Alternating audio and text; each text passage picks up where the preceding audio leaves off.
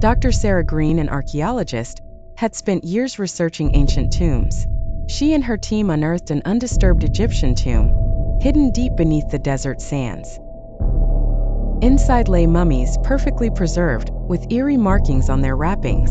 Ignoring local warnings of a curse, Sarah decided to investigate.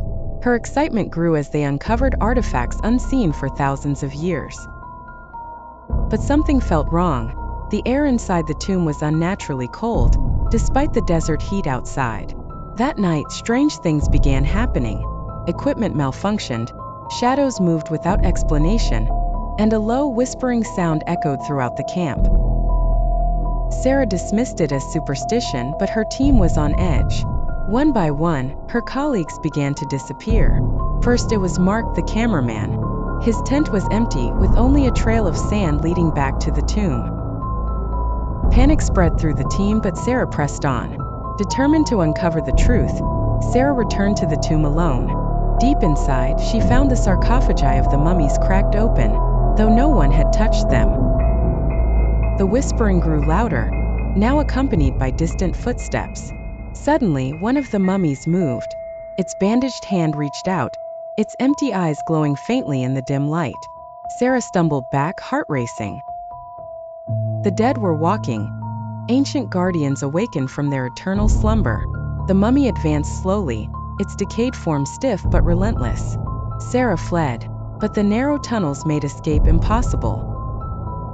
She could hear more footsteps behind her, the other mummies rising to join the hunt. Desperate, Sarah barricaded herself in a small chamber. Her flashlight flickered, and she caught glimpses of hieroglyphs warning of the tomb's curse.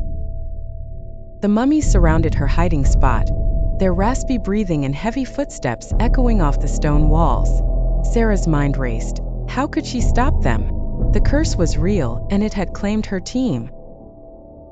Suddenly, the walls of the tomb trembled, dust falling from the ceiling. The ancient structure was unstable, weakened by centuries of neglect. If Sarah stayed, she would be buried alive with the mummies, but if she fled, they would catch her. Summoning all her courage, Sarah made a run for the entrance. The mummies followed, their movements slow but deliberate, as if knowing she couldn't outrun them forever. The exit was in sight, but the tomb began to collapse around her. With a final burst of energy, Sarah dove through the collapsing entrance, barely escaping as the tomb sealed itself once again. She lay in the sand, gasping for breath, the desert now eerily silent. The authorities arrived the next day, finding no trace of her team. The tomb was buried, and no one believed Sarah's story of walking mummies. They chalked it up to dehydration and stress. But Sarah knew the truth.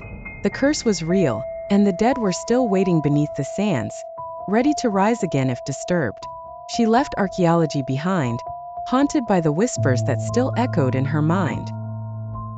Years later, Sarah received a package, an artifact from the tomb. Her hands shook as she opened it, revealing a small statue of Anubis, the god of the dead. A note was attached. "We've found another entrance."